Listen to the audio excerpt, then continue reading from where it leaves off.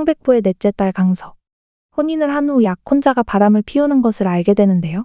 불행한 결혼 생활을 이어가던 중 결혼 1년 만에 남편이 죽고 친정은 파탄을 맞아 국경으로 도망치는데 그곳에서 옥근을 만나 사랑에 빠지는 강서. 하지만 이내 누군가에 의해 살해되고 그 뒤에는 옥근이 있는데 살해당하기 10년 전으로 돌아가 깨어나게 된 그녀. 여주인공이 억울한 죽음을 당하고 다시 환생하면서 새로운 인생을 살아가는 드라마 사금입니다. 10년 전에서 깨어난 강서는 이미 강에 빠져 죽어 장례식을 준비 중이었는데요. 거기다 10년 전으로 돌아갔기 때문에 죽었던 아빠와 오빠 역시 아직은 살아있는 상태. 과거를 잘 되돌린다면 어쩌면 아빠와 오빠 역시 살릴 수 있게 되겠죠. 한편 자신을 강으로 밀었던 약혼남과 파혼을 하기 위해 미래를 즐겼던 여자를 찾아가는데 바로 자신의 절친인 친왕자. 심지어 임신 중이었죠. 팔자를 고치기 위해서 아이를 위해 강서의 약혼남을 가로챈 친왕자. 우정 따위 개나 줘야겠네요. 모두가 파혼을 반대하자 소송을 하는 강서.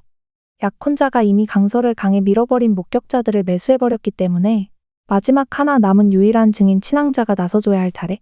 불륜 사실과 아이, 그리고 그날 약혼자가 강사를 밀었던 사실을 자백하고 쓰러집니다. 그렇게 결국 파혼을 하게 된 강서. 과거 강서는 산에 갔다 타국의 사람을 구해줬었는데요. 몇 개월 후 대장로에게 제자로 받아들여지고 목에 문신까지 했었는데 현재 인생 2회차에서는 그 문신을 지워버린 강서. 이 문신 때문에 옥근에게 적국의 스파이로 의심을 받던 강서였는데요.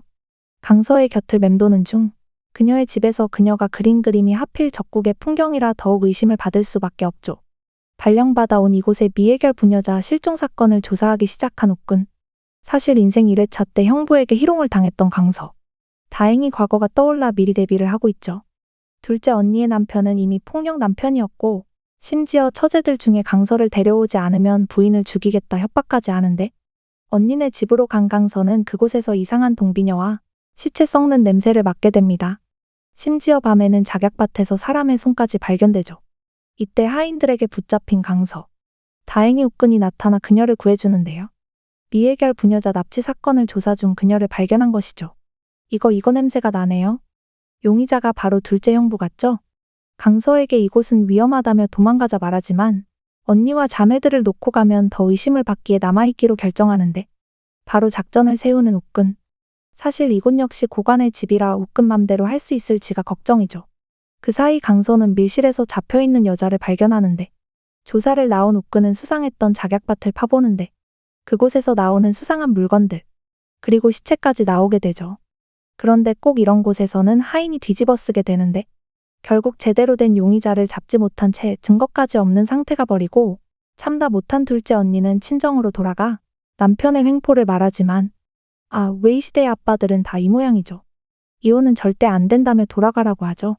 결국 또 딸을 잃어봐야 정신 차리겠네요. 첫 회부터 빠른 전개로 여자 주인공은 10년 전으로 환생을 했는데요.